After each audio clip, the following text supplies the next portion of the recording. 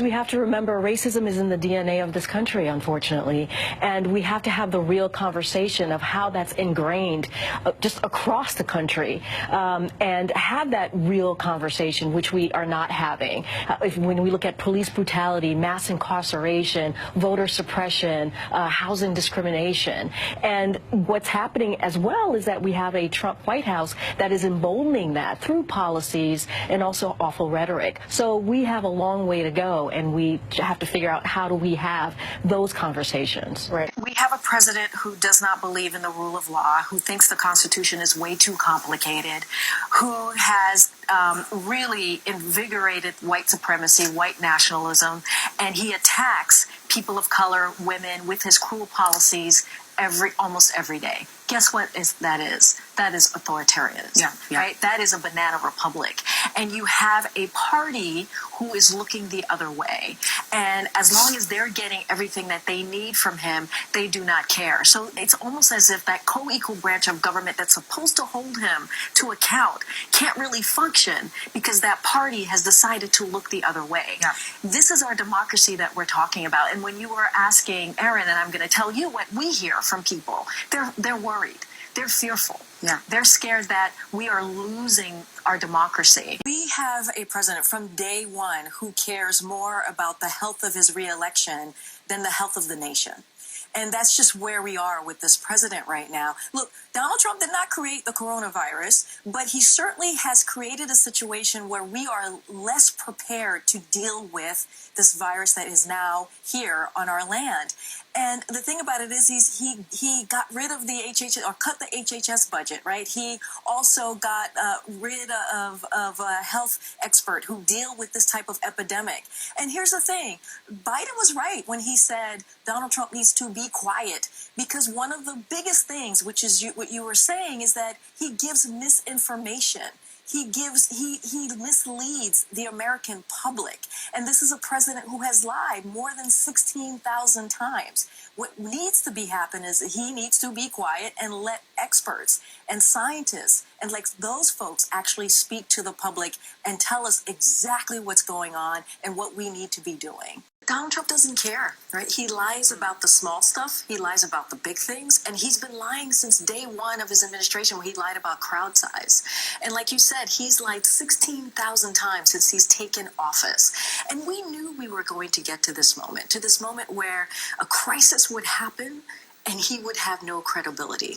And you have a president right now who is misleading the public, lying to the public, and, Biden is right. Biden said in that interview with Lawrence O'Donnell that he should just be quiet, and he should, and let the experts deal with it. Let the scientists deal with it. That's who we need to be dealing with or hearing from, because the president lies, and he has no credibility at this time. Was racist before coronavirus. They are racist during the coronavirus.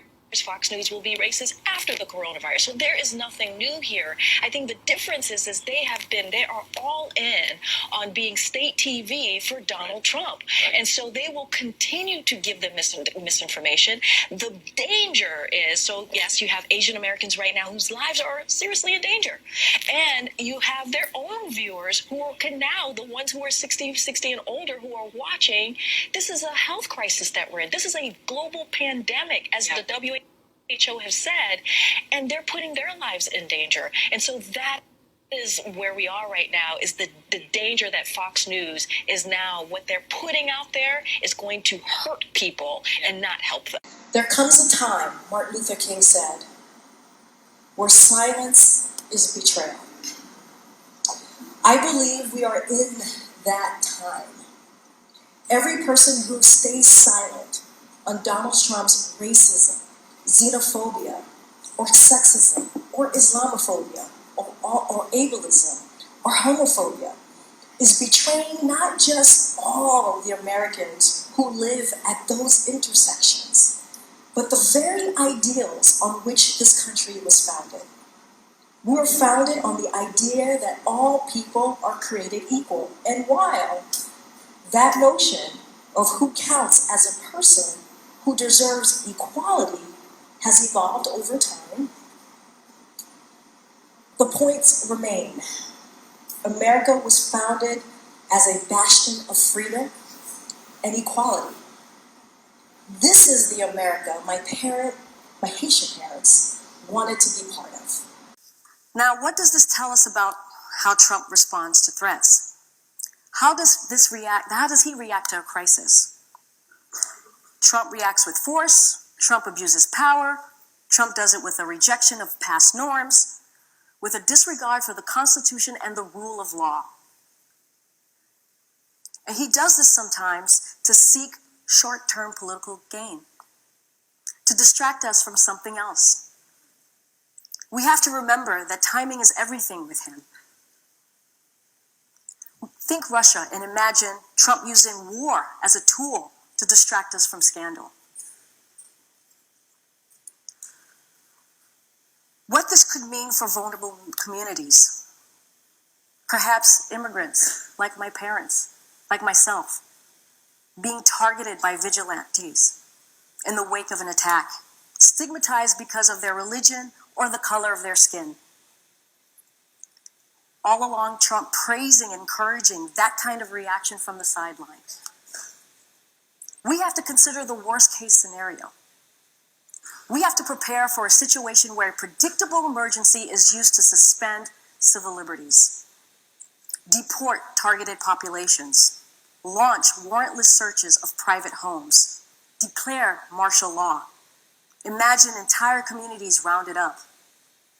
But guess what? That's happening already. With the Latino immigrant communities, even with my own community, the Haitian community,